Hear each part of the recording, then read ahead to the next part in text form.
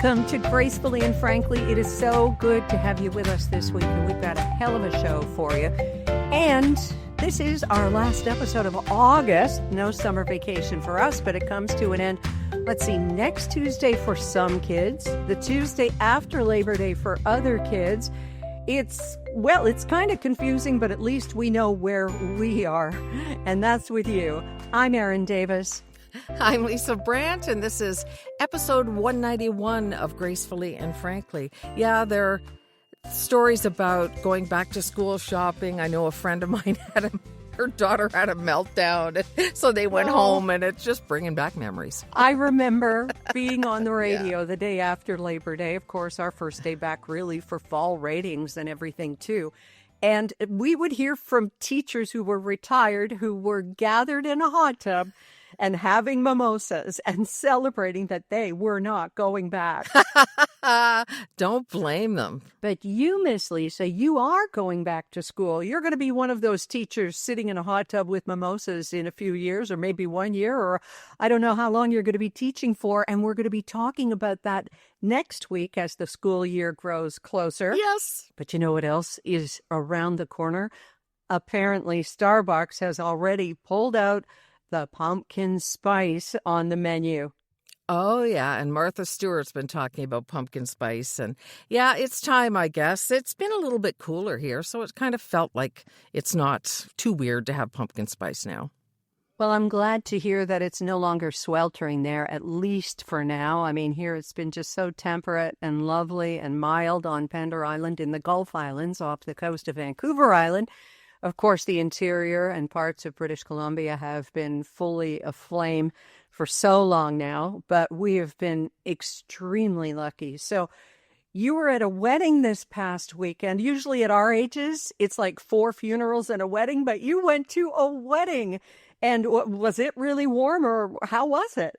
No, it was fantastic. It was nice and cool. I mean, it was hot outside, but you go from the church and then go to the reception, and everything was cool. It was an Armenian wedding, actually an Anglo-Armenian wedding, because our nephew is Canadian and his wife is Armenian.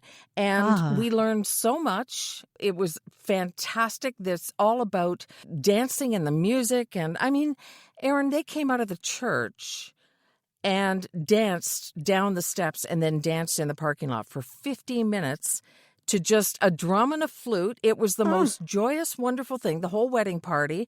Then they danced to the car. People were stopping, of course, going, I wonder what this is, people driving by. And it was just such a joyful, happy, wonderful occasion. Even though it was a very Orthodox ceremony, it was just wrapped in so much joy. I just can't even explain. We were just smiling all night long. Oh, that sounds wonderful. I learned a lot about Armenia. May I share a fact or two? Well, absolutely. I mean, last week I was telling how eggs are made, so I think it's your turn. This is how Armenians are made, okay? Yeah, right. So it is a landlocked, tiny little country. It used to be part of the Soviet Union, and it's bordered by Russia, Azerbaijan, Turkey, and Georgia. And it was the first country in the world to adopt Christianity around the year 301 AD. Wow. And the amazing thing about this wedding was our nephew, Jordan, gave a speech in Armenian for his new wife's family because some of them don't speak a lot of English. Armenian has its own alphabet. Wow. It is so specific to this little tiny country. This guy is all in. He's learning it, and it's so difficult. And we were just so proud of him. And her parents were like wiping their eyes and everything. It was so nice. Yeah.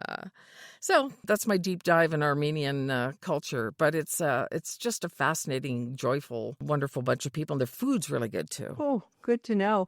And of course, many of us associate Armenia with massacre and tragedy. Of course. Yeah, yeah. But this is so good to hear. So much celebration. They've chosen Canada. They're having so much joy. Well, we're just glad he got married because it's just been such a big buildup. And it's like, all right, already. There are a lot of traditions, right? There was a henna party and we all got... Henna? a henna party Oh, not where a hen party. Oh, okay. no. So, it's like, especially for the family, it was a big, big build-up and a big deal. So I think everybody's relieved that it's done. It's like, okay, now make us some grandchildren. So there you go. See, I usually associate henna with South Asian cultures, so this is kind of new on me as well. So you yep. got yourself henna, yes. Yep. Well, no, it's an Armenian tradition, and there's music that goes along with it, and this whole ritual with the henna mixed with tea. And then you get like a blob, and it's not drawn on or anything. It's just a blob, a nice blob. And then it's tied onto your hand. And so we're all walking around with these little ribbons on our hands and stuff. And again, it was beautiful and lovely and just really neat to learn all about it. So like a week and a half later, is it still on the palm of your hand? Just so faint, nobody would even notice. I can see it, but yeah, not much. Well, clearly that was a highlight of your summer, Lisa, and we would love to hear from you, our listener. What was a highlight of your summer of 2026? Little, like a baby, which is a big addition to the family, anything. And of course, you can leave us a voicemail at gracefullyandfrankly.com. Just scroll down, the little microphone icon is at the bottom right. We've been getting some wonderful calls, and we still continue to. So please, please, join in on the show with us and let us know what your highlight has been. Our next episode is going to be dropping before Labor Day, which is the latest it can be this year. And some kids, like in Ottawa and Peel region outside Toronto, are going back next Tuesday. So anyway, just call, leave us a voicemail, and just like Lynn did. Oh, Lisa, talk about the perfect scene setter. She's in Kelowna. And so, well, I'm going to just let everybody hear what Lynn had to say. Are you ready? I'm ready. Hi, Erin and Lisa. My name is Lynn, and I've been in Kelowna for nearly a year. After spending a lifetime in and around the GTA, I've been with your podcast from the start. So I have to tell you, yesterday, after kind of a busy day, I decided to make breakfast for dinner. I brought it out to my balcony, where the air quality is currently not great, but it was good enough. So I thought I'd enjoy my breakfast Sammy while listening to episode 190. So for me, as a longtime Ontario girl, that's pea meal bacon, which requires quite the dedicated search here in the BC interior, with egg and cheese on seeded multigrain bread. Episode 190, Egg Sammy. Do you see where this is going? So I don't know when I've listened to a more intimate description of the creation of a food that I'm actually eating at that moment. But fortunately, I didn't have Lisa's reaction. Oh, and for the past 10 nights, I've been enjoying my new Envy pillow, which I used the GF code to order. I thought it might take some time to adjust, but actually I slept well with it the first night. I'm a side sleeper, and I'm actually finding it comfortable even after many years of sleeping with two pillows. I just love your friendship, your shared stories, the fun bits and pieces of news and everyday life that you share with us in such a relatable, engaging way. Thank you. I'll keep listening. What a great call. Thank you, Lynn. And Lynn mentioned Envy Pillow. And that comes from the heart, the best kind of message, the ones that we prefer. And we can tell you we are blue in the faces that don't have sleep wrinkles, thanks to the MD pillow. But a message like that from a listener like Lynn is absolutely priceless and genuine, authentic. No money changed hands, no eggs were traded. It's just wonderful to hear how well it's working for others too. And of course, use the code GF and get Erin, I have to stop 10% off. What is it? I just got a Star News alert. Dolly Parton died. No. Yeah. Oh, no. Yeah, she'd been talking about health issues and... I don't want to live in a world without Dolly Parton. I know. Oh, man.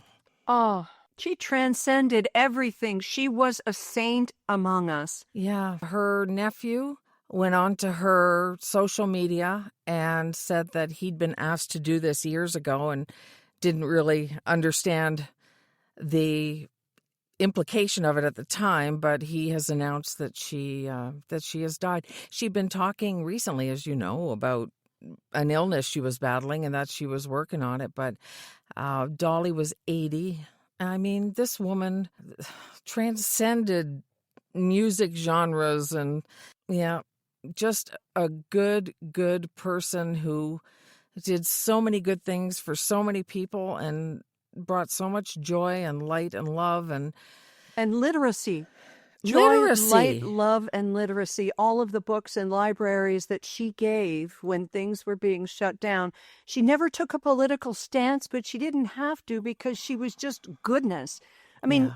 nobody didn't like Dolly Parton, whether you liked her music or not. She was like, as Steve Martin describes Martin Short, travels at the speed of joy. Yeah. And oh my gosh, she's back with her beloved Carl again. Yes. And Oh. somebody posted, R.I.P. Dolly, I hope your casket costs a lot of money but looks real cheap. Because you know how she used to say it costs a lot of money to look this cheap. And I remember as a kid watching her with Porter Wagner, which is kind of where she got her start, duetting with him. Yeah. And thinking, who is this woman? She's like a throwback. What is the deal with the hair? And oh man, we were so lucky to live in a time with Dolly Parton. Absolutely. And her acting. We could talk about 925 and all of the other acting roles. Steel Magnolias that she was in. She always elevated everything that she was in. And my heart goes out to all who loved her. I'm thinking of Jane Fonda and Lily Tomlin today, of course, and to all of us. Damn. Yeah, I know. This week has been just... Yeah, it's been a rough one. No, not Dolly Parton. We want that one back. But remember, in Grace and Frankie, she was in heaven. Right. That's right. In the white suit. It turns out that she was handling all the ins and outs in heaven. So, honey, your work isn't done yet. Keep those nails perfect. I always marveled. Dolly Parton played the guitar with such finesse and those long talons. Yeah. And again, that's before a whole lot of women were wearing their nails that long. Did you know that Elvis Presley wanted to record I Will Always Love You? Yeah, and she wouldn't. Said no. Yeah. Because Colonel Tom Parker wanted him to have the rights. That was the deal with Elvis. But that was the age of Berry Gordy Jr. and all those people basically taking everything from you if you were talented. And good for her for saying no. And it's not like she could afford it at the time either, but she just decided, no, this is how it's going to be. Sometimes when you hold out, it works out for you. And I think she was a woman of extreme faith, too. So yes, she knew that it would turn out for the best. And then Whitney Houston got her hands on it, and the rest was history. Oh, Dolly. I am so crushed that she's gone. She did refer to being sick lately, but with no details. And we may never get details, but... Wouldn't that be refreshing? Yeah. Just leave her alone. Yeah. She's given the world enough. Dolly Parton gone at the age of 80. Yeah.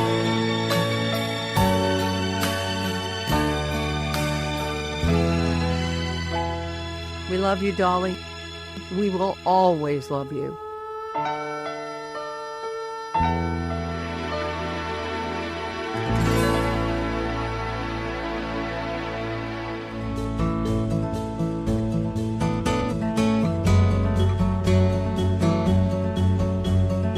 Since we're talking entertainment, a show that's been on the air, just wrapped its 13th season, is no longer going to be on television, and we're talking about The Social. Were you ever a fan of The Social on CTV? No. You know, the only time I ever watched it was when I went with you to the show, and I watched it from the green room. Oh. I think I saw clips here and there of different things when there were issues, but what about you? Well, I was pleased to be and honored to be a guest a couple times, and really that was when Gracefully and Frankly was new, and we got a nice bump from being on The Social. But Melissa Grello is gone. She's going to be doing her own kind of TV podcast side hustle, hopefully, because that's usually what they say when people leave. Oh, yeah, they're going to be doing lots of things like City TV did with Kevin Frankish, and never to be seen on City again. But yeah, Melissa Grello is leaving, and they're going to be doing their show basically on screens. Like a video podcast, yeah. Well, you know, if the viewership and everything and frankly, the revenue was there, this wouldn't be happening. So it's just part of, and that's not a commentary on the quality of the show at all. No. What it is the changing landscape. We're seeing it happen left, right, and center, that everything's going to the screen in your pocket, and it's just the way it is.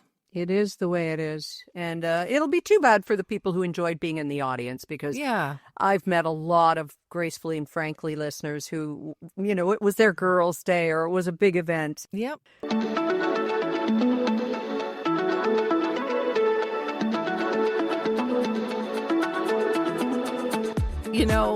I was digging around online I guess it was an obituary in my hometown. And I thought, gee, do I know this person? And one thing led to another. He was on council.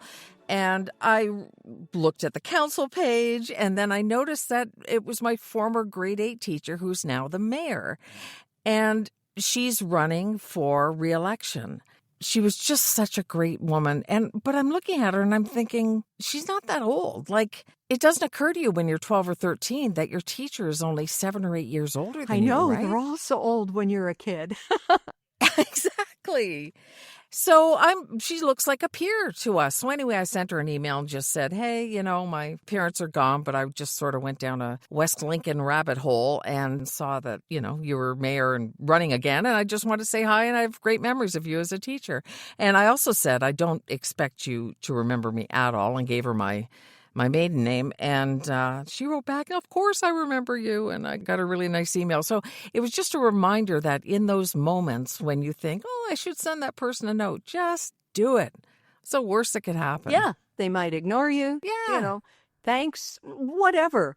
But gee, we have been the recipient of so many kind emails. People are so generally kind. I mean, last week I stumbled in a ditch, stumbled out of bed, and poured myself a cup of ambition. Oh, Dolly, what a line, what a song. Anyway, Dolly, goodbye, Dolly. That'll be the headlines. Anyway, back to me in a ditch, and not in a drinking kind of way. Can I just say thank you? Right. I was picking blackberries because I have to. When I see them, I have to pick them. Okay. And fell and got my legs all bloody, but it was all puncture wounds, just a flesh wound. And posted it because I'm an idiot. And people were so caring and just saying, all right, stay home. We're going to nail you to the floor. And I'm like, no way. I'm just starting to really find my legs now. But again, so caring. Made me wonder, Lisa, if you got any correspondence last week about your very open Ozempic odyssey and everything that you went through, because that was deeply personal. A, it was about weight loss, but B, it was about your experience with it, which is even deeper. I got lots of emails. I got lots of comments on my website. We got them on Facebook, but I also got lots of private emails, including a suggestion to look into something called Zepbound that isn't for diabetics, but apparently is helping people lose weight. We got an email from Bonnie, who wrote to Gracefully and Frankly and said, I listened today about your experience with the diet wonder drug and had to email you. As a dieter, I tried everything to lose weight. I stated at one point, Oprah should send me shares in Weight Watchers Company, or WW, whatever it's called now. Mm-hmm. Anyway, she said that she had several problems with going on Ozempic as well. GI upset, nausea, constipation. She spent 9 months on the drug and lost 9 pounds. She said it just wasn't worth the constant feeling unwell. So she wanted me to know I wasn't alone. Not everybody has great success with it. So she's decided to do some weight training, continue to try to eat well, and stay healthy. Ultimately, that's what some of us are going to just have to be okay with doing, because I'm not going to try another one. You're not? No. I was thinking about this week after you told your story. I think I would be so disappointed, because if I started this, I would have visions of, the Paulina Poroskova at 70 photo on the beach, or Martha Stewart at 80 on Sports Illustrated. I'd think, okay, here I come. And then it didn't work. And you go, well, where's my fairy godmother? I am disappointed. Don't get me wrong. I am deeply disappointed because I really hoped it would work. I was just thinking about one pair of pants, one pair of jeans that I wanted to get into without having a squishy middle. But, some people have squishy middles. And, it's funny. There's a whole culture or reaction out there to body positivity that assumes that means, well, just pull the ripcord and wear a parachute because you're just going to gobble everything in sight and be 900 pounds. And that's really not what it's about. It's about being healthy and just not beating yourself up every day. So, yeah.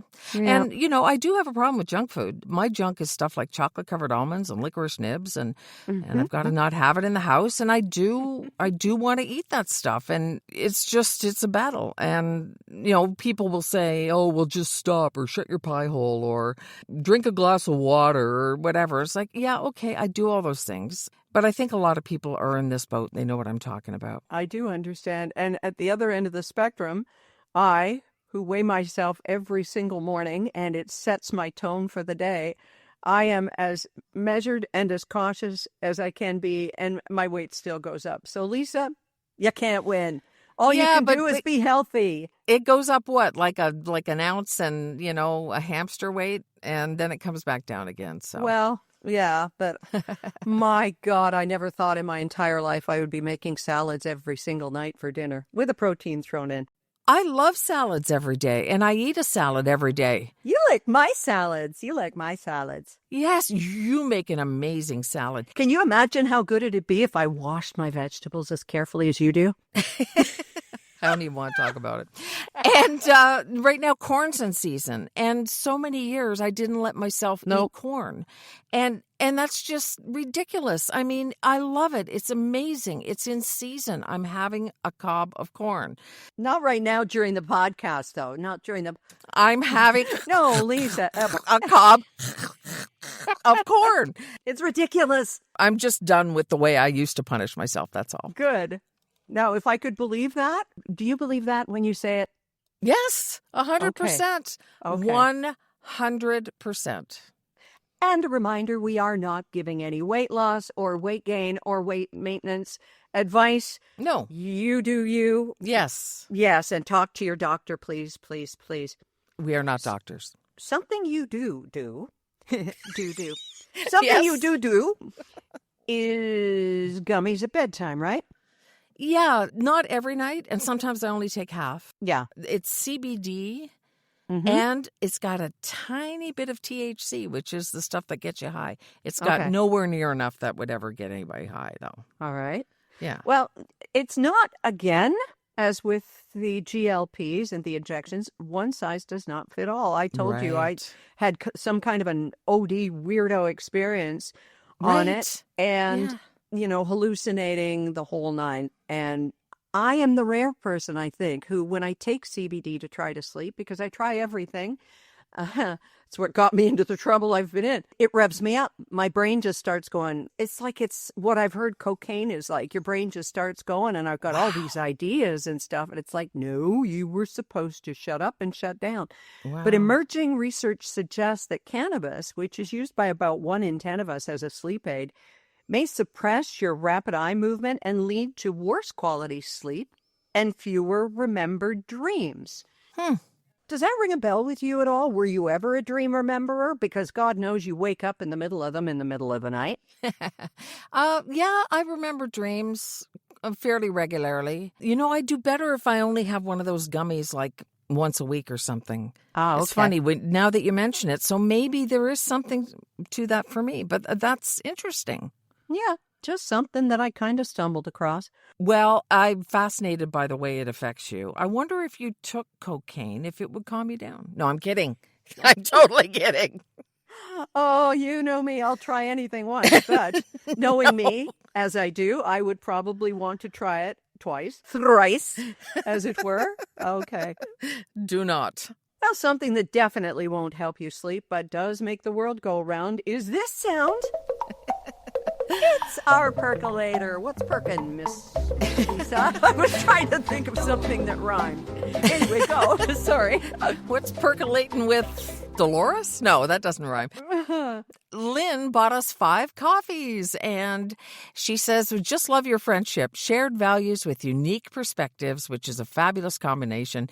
You joked one day that the coffee money might get you on another river cruise. If the two of you did that together with your plus ones, I think you could sell out the ship, and I'd be on it. Ooh. Yeah. Well, Neat idea. They're plus ones, but maybe each of them is a plus half. And no, I'm kidding.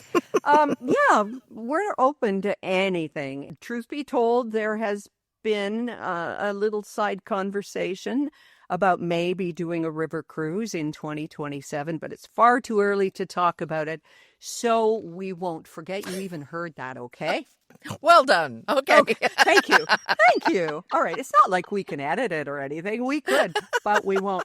And I have to tell you about the coffees that we got last week. Marg bought coffees, and she said it was from Marg and Mo. Well, it turns out when Mo left us a voicemail, Mo did not know that Marg was buying us coffees. So Mo and Marg, the Marg Mo, they were just doing that all independent of each other. And it's just so sweet that friends are doing nice stuff for Gracefully and Frankly. We so appreciate you. We sure do. And it's on our website, gracefullyandfrankly.com. Little coffee icon is where the coffees can be purchased, and the little microphone is where you can send us a little voice message. And it's just all right there. The episodes are there, everything.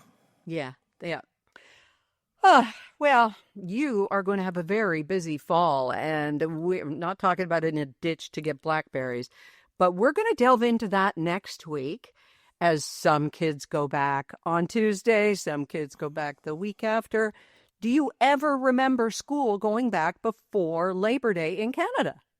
No. No. Did it? Now, I know in BC they go back after Labor Day, but I seem to think in Alberta they're going back earlier. I don't know. It's all kind of up in the air, but we will be here. Stalwarts, Thursdays, always, Sunday on Pender Island, because everything's slower here and we love it for that. But and before we go, yeah, you know what we need to get to? Oh, that.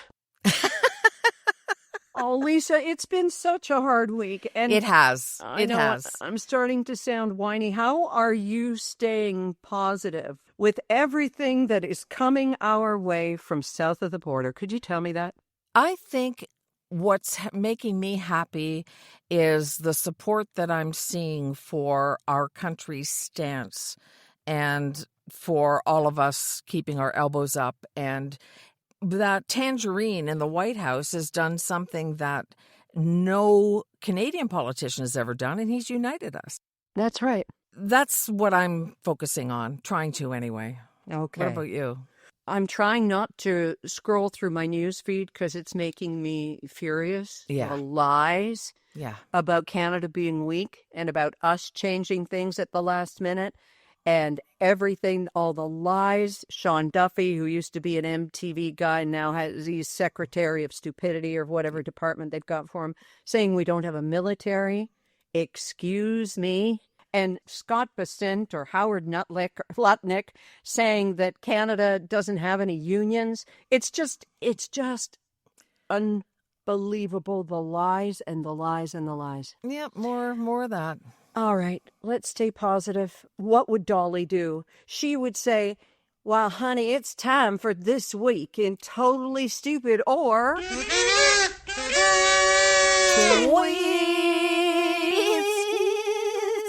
Oh, Dolly, we didn't deserve you. We really didn't. We did not. This week, our twits are anybody who says anything bad about Dolly Parton. Right. Which will be few and far between. That's true.